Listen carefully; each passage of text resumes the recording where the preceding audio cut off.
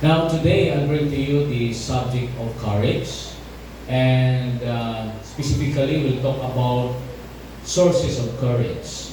Do you know that there are a lot of preachers today nga hapit na mo-quit? Why? It's because they are facing giants in their lives nga feeling nila moral di na sila ka-carry on. In fact, no, the other day, na ko'y gishiran regarding sa verse gani nga, do not be coward, but be courageous, knowing the battle is the Lord's. God will fight for you. Because we sometimes servants of God, the servant leaders, sa kadako sa usahay sa problema, we are thinking na murag naginusara namin sa pagkatubang ba. Nga malimtan, nga kining bulhaton dia is not ours. It is the work of the Lord. And we are just His mouthpieces. Tigpamaba lang. Remember Moses? Sulti sa Ginoo, go to Pharaoh. Just go. Si Moses, sulti niya, I don't have any capacity or ability to speak.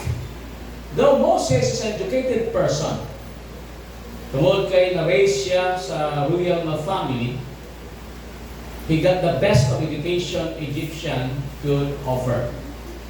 Pero, wala siya naanad sa pag-atubang sa tao. Now, there are some people nga they wish to be dead rather than to speak in front of the crowd. Mao na sila, ang ilahang pagtanaw sa katawhan because like Timothy, a timid, a shy person. Typically, Filipinos are shy. But we can find in these verses, though Joshua had this huge task, wala din siya na discouraged sa pag-accept sa responsibility. Wherein in contrast sa mga pastors today na nag-quit ill. Thousands are quitting every year. You know why? It's because tanaw nila this kind of ministry is not quite fulfilling. Tungod kay maybe they are thinking, wala man ko'y balos ani, wala ko'y return. Now, if you're a businessman, willing ka mo invest o sa kabutang, and then you need to study, and you need to practice, and apply it. Now, every day, sa kadugay po sa imuhang pag-atiman sa imong negosyo, walang bukila, eventually. Kaya naman, you make yourself prepared for that. So, through the years, ilang bukid ka. Now, if you are thinking of profit, because business is meant for profit, maginasyarin ka.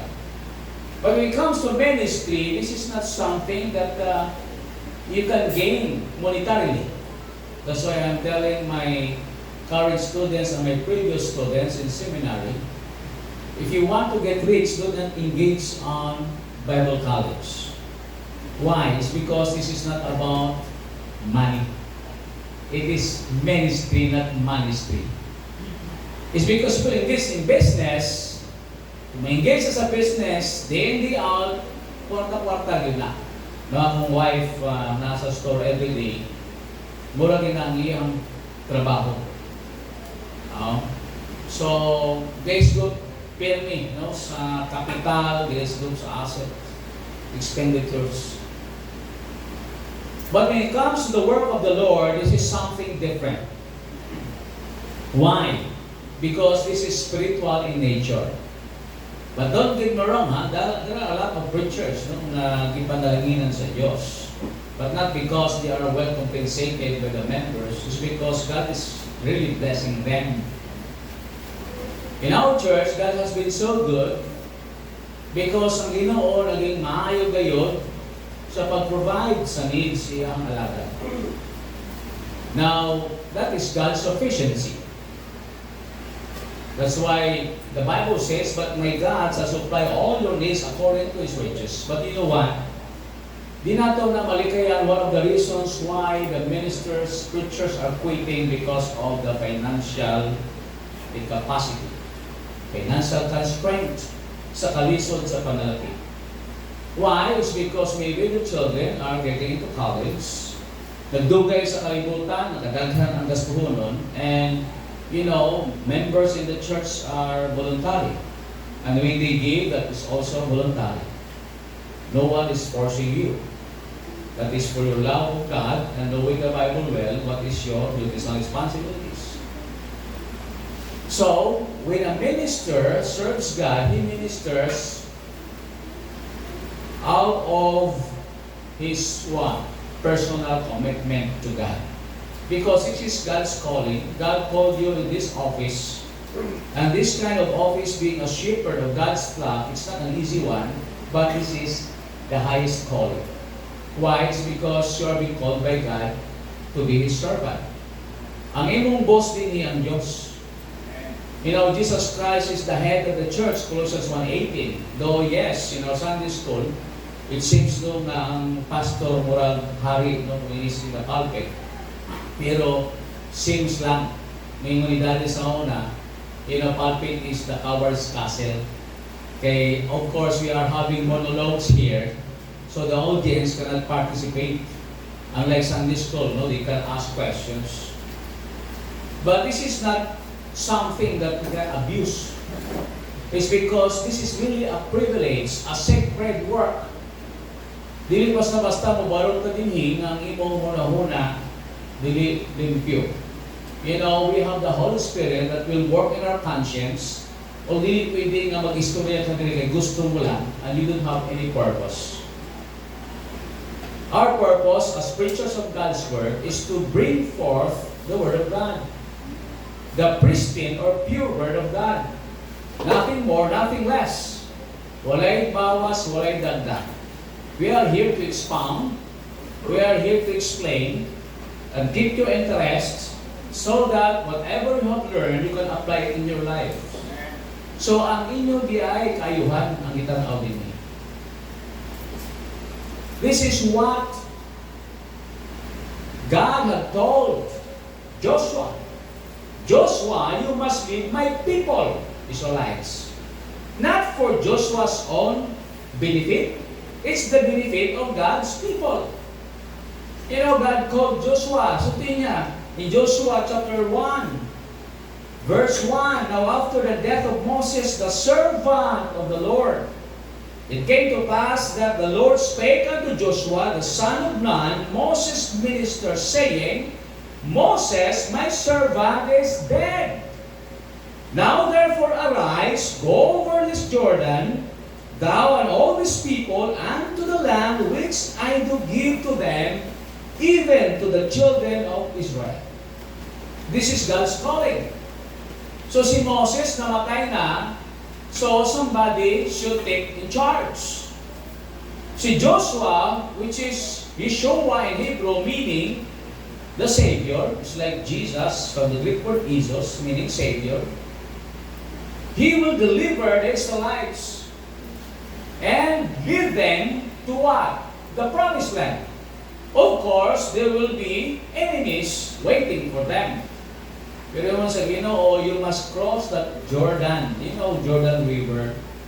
Remember nyo ang Jordan River in the Testament when Jesus Christ was baptized by John the Baptist? The same.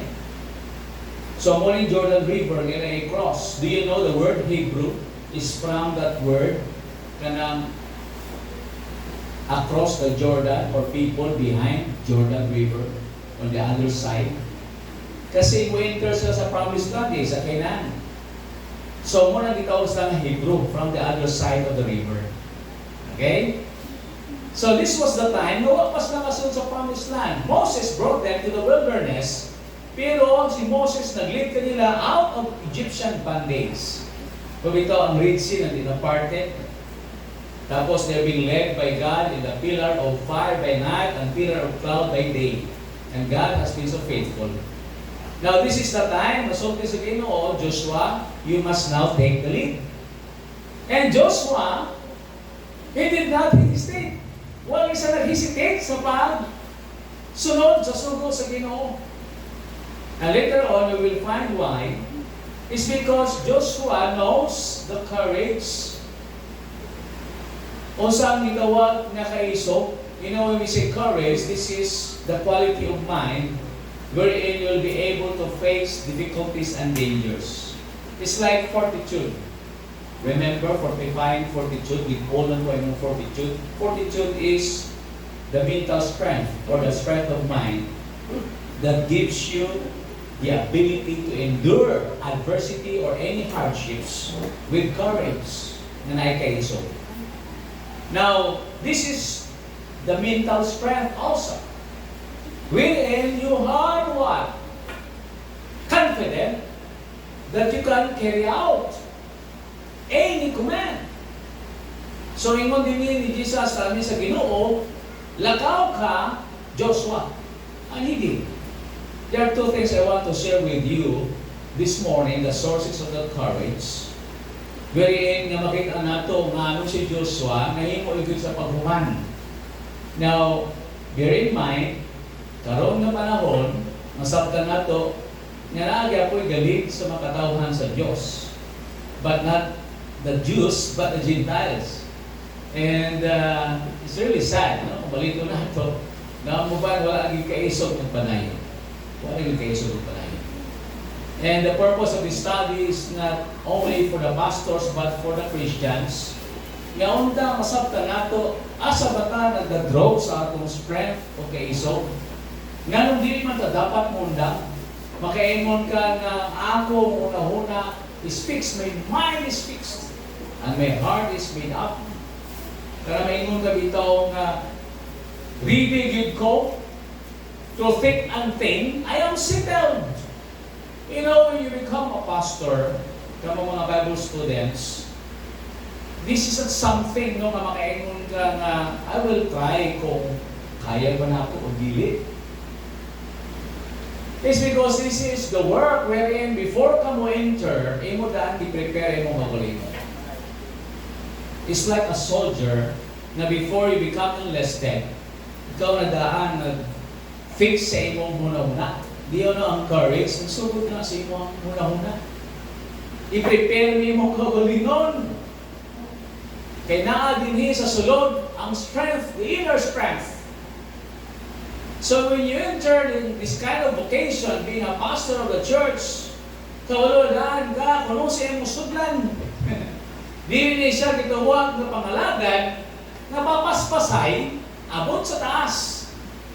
To impress people para makabot dito. It is a vocation wherein it needs character in order to stay.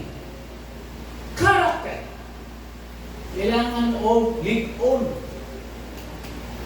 Na kinaya. No, dili ni sa sulti nga kanang kung depende ka sa katawhan, whom you are serving. Dili ni sama sa bang trabaho, well, kung akong amo, di man makasinabot, kung di man makasinabot, then I need to find another place of work, another avenue wherein they could see my value. Kung what may value nila, then maybe I need to find another pasture, even a greener one. But in the work of the Lord, it's not something na makaingon ka, you know, iyaan ko ni sila. Oh. And praise God, no, for 14 years na ako din sa grasya sa Diyos. By the grace of God. And this is not something imong sugdan, tapos, wata ka malo, kasi biyaan mo, you know, it's only God knows everything. He knows everything. What is His plan for you and for me? Pero kung ang Diyos na yun magbalhin, wala ka mahimo because it's God who knows. And this is what happened to Joshua. You know, Joshua in the Bible, it was not mentioned nga siya nagkuyog-kuyog kay Moses. Wala na mention din nga nagkuyog-kuyog. In the Bible, wala siya na mention nga nagkuyog-kuyog kay Moses. Wala siya na mention kanunay. Pero di ay naalang siya sa shadow. Kumbaga sa tuwain mo sa Bible, ang minister of Moses. You know, minister means one who serve. And servant is from the word, no? Pasabot, a bond slave. Papasabot siya, willing siya mo alagad. And we can find in these verses na ini si Joshua, dili diya ini sa gitawag na overnight leader. Niya mo sabihin, uy, we need somebody to replace our current leader. So kinsa gusto sa inyo? Kundi si Joshua, he was with Moses. From the beginning, sa ilang journey. So Joshua knew what to do. But there are two things I just want to share with you in this chapter. And particularly we'll be reading in verse 9. The Bible says, "Have not I commanded thee, you Joshua, be strong and of good courage, be not afraid, neither be thou dismayed, for the Lord thy God is with thee, whithersoever thou goest." This is a famous verse. Nagaliawat ani, be strong and take courage, do not fear or be dismayed.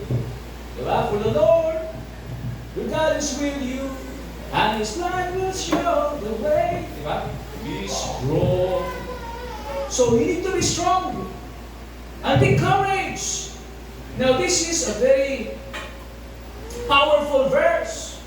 Have I not commanded thee?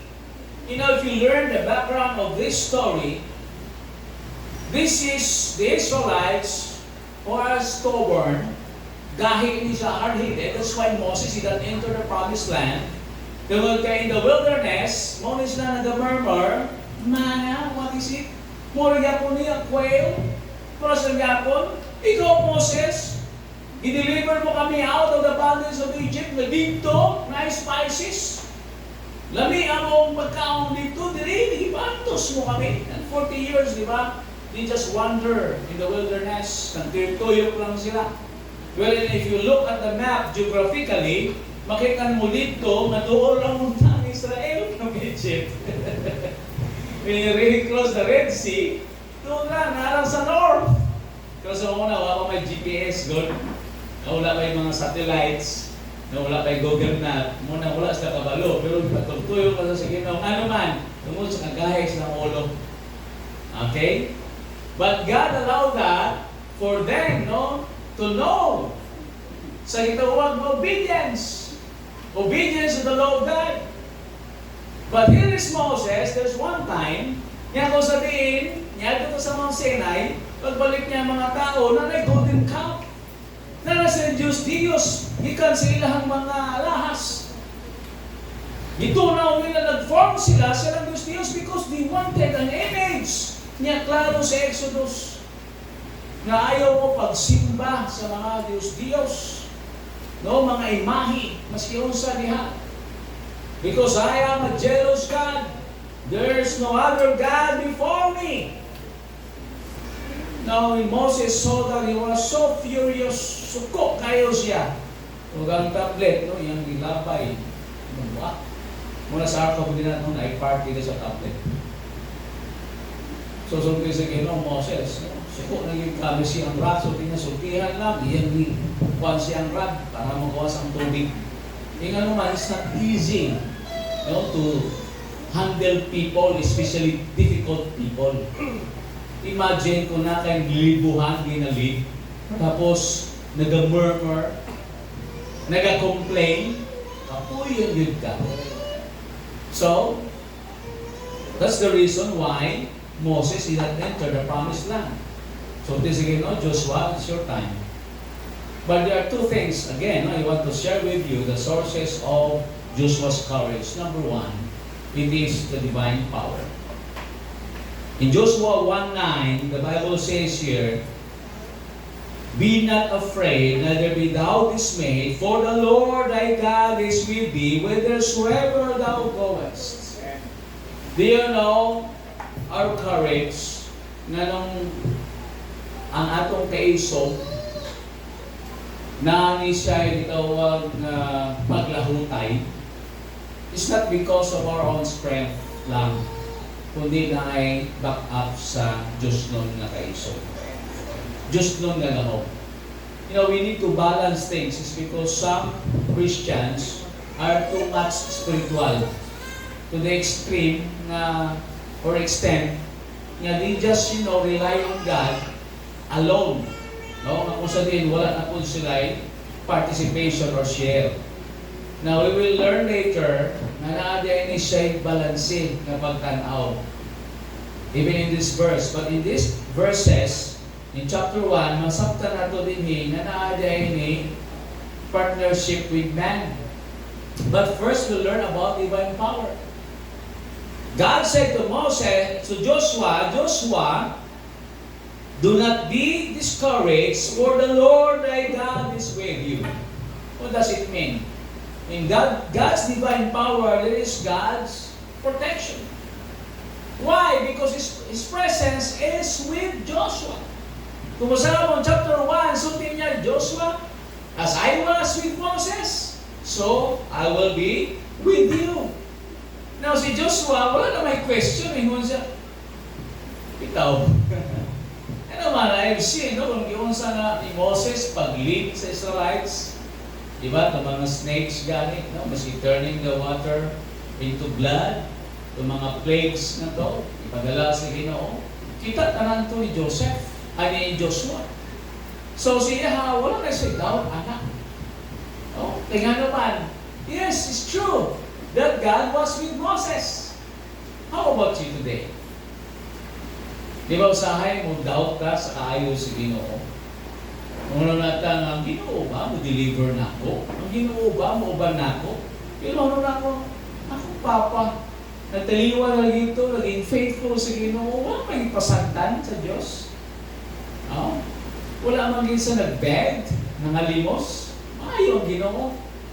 Now for us pastors, we are confident that those people, magigamit sa Ginoo sa una, kung kinsa kami karon, is because God was with them. Ang Diyos niuban kanila.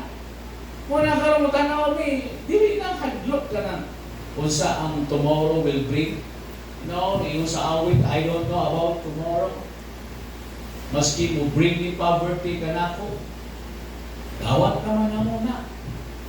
Pastors, by the grace of God, we know how to be content. Ingon ni Pablo, whatever state I am, I learn to be content. I know to be abased and I know to be abound. Kasabot na niya na.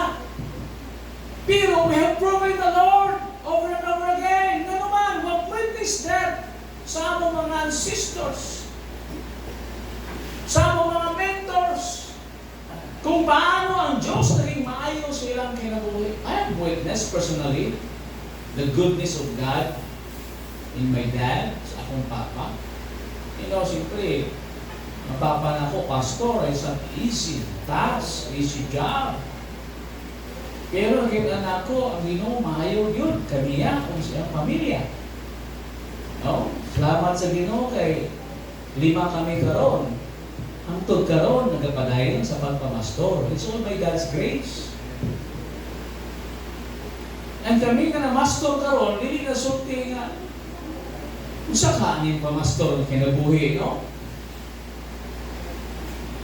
Basi isod ni. Karon wa kami sarili nga lupa o balay. Nagibilin sa akong papa. Tungod kay sa ilang nature sa unang trabaho, unlike today, mga missionaries sila, mga church planters, mga pastor sa una, mga nagsugod. Muna ako natao ko sa Bacolod City, Negros Occidental, Tinglayuang.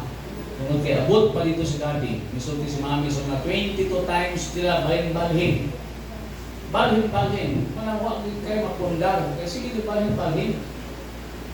So we can see, nga ka na diya ang kinabuhi sa pastor. We witnessed that. Joshua knew the nature of the work. Manasulti si Ginoo, Joshua, you need to take over. Wala nang dili si Joshua. Kaya naman, he knows the source of his courage because with that divine power, God will protect him. His presence is with him. David said, even though I walk in the valley of the shadow of death, I will fear no evil, for thou art with me. Kuyog ka na kung Ginoo, maski lataw mo sa walong sa kamatayon, di ko angay mahadlok. Now, when we say fear, di man ta maingon nga, wala ito'y hadlok di ay.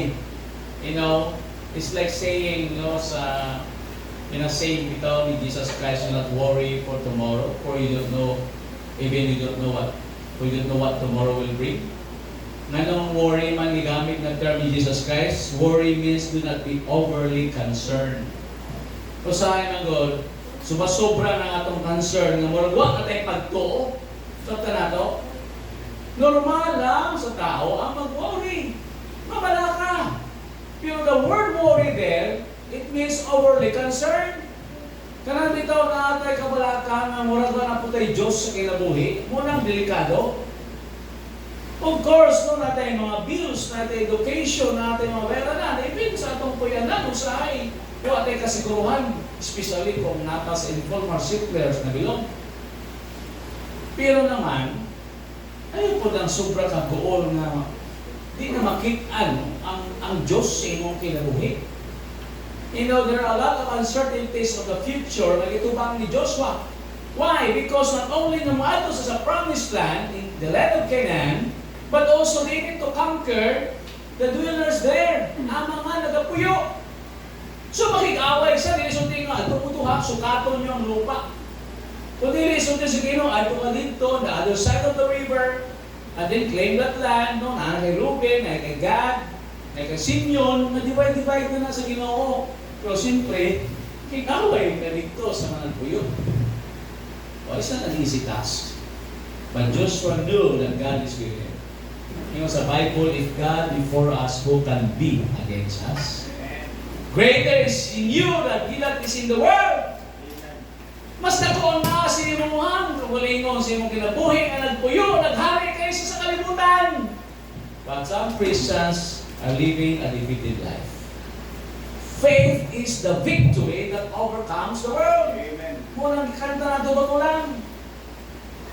Na naman, natay Diyos sa kinabuhi, we have the divine power. Lahig yun ka may favor, kagikan sa Diyos. Lahig yun ang may Ginoo. Tingnan naman, sa atong pagka-vulnerable, daghang limitations, pero we can cry Abba Father. My strength cometh from the Lord. Ngayon na ni Psalmist, I lift up my eyes unto the hills. God is my refuge and strength, a very present help in time of need. So lahi ginaatay ginangahangadan sa langit kay mong the Lord tatanay ko, because the warrior is a child. Remember David? So niya, I will fight you, Goliath, in the name of the Lord. In the name of the Lord, don't ever forget that. Yes, of course, si David, maayos siya, Muslim. Sanay siya, hanas siya. Pero so niya, gusto niya masabtan sa naminaw, even the Israelites nga nakahadlok. You're so afraid. Masisiking Saul, wala mo sukol. Masisiking Saul ni David, wala mo sukol. No, David, he was the youngest. Kung ipili sa Ginoo, mulaban sa Goliath na, pero naasay akong pagtuo. Pwengon niya, in the name of the Lord, distress niya. Kaya naman, hey, and night, ginamak ni Goliath ang Diyos sa Israel. Muli yung Ginoo. Karon, kinsa man musukol sa ako. Asa naman. When David heard that, wala siya kapugong. So, niya, you allow this uncircumcised Philistine nimak akong Diyos. So, niya, I will fight in the name of the Lord. You see, that's courage. Courage that what? Came from God. Because God has divine power. Ang Diyos may kagahong. Every day sa itong pagkinabuhi, mastor man tao, kita, mga membro sa iglesia, masiyon sa itong trabaho, every day we must ask God's protection. Yung sige, I will be with you. But not only God's protection, but also God's guidance. Whithersoever thou goest, maski asa ka mo ato. Wherever God guides, He provides. Maski asa ka mo ato, provide na sa Diyos. Munang si David, pagkato na dito sa gubat, nita lang siya mga bato. Ikay ko sa ginawa ni, ipasuot sa lising soul sang full vest, no, sang kumpleto yun nga armor, yun na bugat man eh. Bugat man eh. Pwede nilang ko, gigiyang dito sa Ginoo. You know, the Bible says the steps of the good man are ordered by the Lord. Do you know that? Muna isa sa mga favorite na verses, the steps of the good man are ordered by the Lord. Kung kita naglakaw sa kabubuton sa Diyos, huwag tayo kabalaka asa tapaynon, kabaluta asa tapaynon. Huwag na ilaing kainan, kundi kadaugan. Do you know na kita sa dihang na nangalagad pa sa Diyos, sama sa awit, sweeter as the days go by, nagkanindot ang atong kinabuhi. Ha? Ano na, Pastor, I am getting old. Yes, you are getting old, but your spirit is being renewed day by day. You become wiser, and you are enjoying things. Maski sa mga minute na sa mga gagpay na mga butang. Ito si Solomon, lagi sa iyang makakalamon, mga gagmay, mga butang niya, look at the ends, paano sila nagkalibor, together, maski wala pa'y gitawag tigurulan ng handang madaan. You know, sa atong walk with God, as we study the Scripture, the more na kita nagatuon kaniya, nasabta nato sa plano sa Diyos atong kinabuhi. Muna sa atong una-una, gid na ang bokabularyo nga suicide, bokabularyo nga masulti ko, I will quit. Maundang ako pangalagan. Naunsa? O sa sulti ni Peter, o mga disciples, sulti nga, asa yung nato Ginoo? Kaya sulti sa Ginoo, will you go away? Kaya sa kaya kita na, pagtanong nato, pagparawa naman tayo makuha ani. Lakaw na lang ko. Pero nakarealize sila ba? Asa kami maadto? Lord Jesus, you have the words of life. I'll ask you, karon, kung wala yung Ginoo sa kinabi, ubiya ka sa pangalanan, kung saan na yung makuha? Di ba wala? Sa pulong sa Diyos, sa presensya sa Ginoo, naatay, kalasig, kaisog, gabay, naatay, protection, everything. You have just learned last Sunday, the other Sunday, ang Ginoo maayo because He has forgiven our sins. He has what? Delivered us from destruction. He filled us with tender loving kindness. Di ba? He healed our diseases. Kaya karoon, nasa na pa mo? Kung ikaw anak na sa Diyos, ibuhat na kang anak. Pag anak ka sa Ginoo, ang imong manglilibay ang Diyos na ang Holy Spirit kung diyan nimo. Di na ka anak sa Yawa. Huwag na kay pabor sa dautan. Ilaron na ka. Ilaron na ka. You know, there are times wherein mga Christians nagpalayo sa Ginoo kay nailad din siya sa kalibutan. They thought nga ang kalibutan muhatag kanila o kalipay, kalinaw, kadaugan, o dili. In the Bible, there are prominent characters na kung sa diin, they became disoriented. You know si Saul, sang nag-jealous na siya kay Saul, kay David, kay killed na si Goliath and tens of thousands, nakabati siya kasuko. And he wanted to kill David. No, disoriented na ba? You know, when Solomon said, all is vanity under the sun, that's the time na naging disoriented na siya. Wala kapos lang. Dilit na ito na siya. Siya yung sayo noon ang gitawag na depression. Kanang gitawag kawalang gana. May munta ba, maasa mo ko painon ani karon. Murag isod man ang maging Kristohanon magpabilit. Pag anak ay mong mindsetting, kanang nagbase lang ka sa kondisyon sa imong mudo o kaayo, kay panalapi o everything is falling into right places. What if kung dili? Kainon ka, Lord, bakasyon sa akong kagalit. Ayaw yung bakasyon.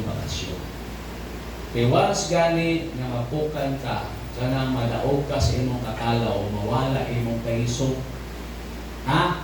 Human nature tells us nga kita gusto nato magpalayo. Basta na ikalisod. We don't want to face challenges. Naging coward ta. Naghanap ng excuses. Nagkatalawan. Tinood? Tinood. Kung mahimo pa lang, i-blame na to sa uban, and we don't want to take full responsibility. O kung na ito sa'yo, wala tayo responsibility. Why? Because we are cowards. So, sa Ginoo kay Joshua, be strong and be good courage because I will be with you. I will guide you wherever you go. Amen. You know, kita Christians, nagkadugay ka dapat, nagkalambo ang atong obligasyon. You know, si David, wala siya nahadlok maging hari. Si Joshua, sabi niya, you will lead the thousands. Yes! Yes! Yes, sir! I will go! Naklaro din sa Bible. Masimang katauhan niya dito, sabi niya, kami musunod si mo Joshua. Kaya nga naman, if you are a leader, na kung sa diyan you don't know where you are heading, huwag kayo sumulunod. Kung leader ka nga huwag kayo courage, huwag mo sunod mo. Kaya nga naman, una-una man ka mo ang bandon sa ship. Mo ang back. Pwede ba na? Pwede na. May tabo. Pero if you have this kind of courage that you get help from God, because God will fight for you, the battle is the Lord's, you will fight. Morning only Paul, I can do all things through Christ who gives me strength. Ask God that will enable you to give you strength. Usahay mo ko doon na nato, ako ni trabaho, ako ni buluhaton, ako ni nga pamilya, ako ni tanan. Nga karon, kisa dahil gahatag sa nimo sa kusog, kisa nanghatag imong kaalam. Di ba ang Diyos? Nausahay kung kita master sa itong Raymond, pagsulti na ito, dilit ko yun. Dilit ko magpagamit Ginoo, ayaw ko, dilit ko, wala. Ginoo, wala, hindi na makapunti mo, kaya mo wala ang decision. You have the freedom to choose. Pero naman, if you are a Christian, that you fully surrendered your life to the Lord, then be of good courage. Speak you like men. Magpakalalaki ka. Oh. Kasi matalawan na ta. Ang matalawan, lisod biya na. No? Parang ilaga, magdagadaga na. Huwag na tayo hadlo. Sige lang, prepare yourself. At upana, you need to face it squarely. Do not run. You know what happened to Jonah? Idagan siya, palirong sa Ginoo. Kaya nga naman, naisa'y prejudice. Kinintawanan ni sila, kung ni sulong sa mga sa muna, walihan ko sila para ispera sa Ginoo ang iyang judgment. Yahay kayo sila, halikay ko at utong Spain, Tarsis ko. Pero ang Ginoo, kabalo sa Ginoo, siya kasing-kasing muna-una, gipaagi pa siya, o kaon sa dakong isda. You know, Christians, some are procrastinating. Gitawag sa Ginoo, may bulatong sa Ginoo, hala, sige lang pang, sabot ng Ginoo. Panahon ng Ginoo, nagpadala o disiplina, dito kasabot, wala ka man lagi gapon lagi, mawala yung gapon lagi. Do not wait for the time. No, nga atong kay Iso, nagikan na sa ikaw ng padlo. Oh, gamita ko Lord, wala na. No? Yan. Saan na paggamit sa Ginoo nimo, kinaalam ang kasana ang sitwasyon. Ako sa nakauban, Pastor, gusto din ako yung mga lagal sa Ginoo. Late naman doon siya nakakilala sa Ginoo. Nagagana sa sakit sa panglawas, pero ma-feel niyo, ma-sense niyo iyang sincerity. Gusto niyo siya magpagamit, pero saan man, kaya masakit ko naman. You know, God wants us to be courageous. Pero dapat ang source at ang courage dapat ikan sa Ginoo.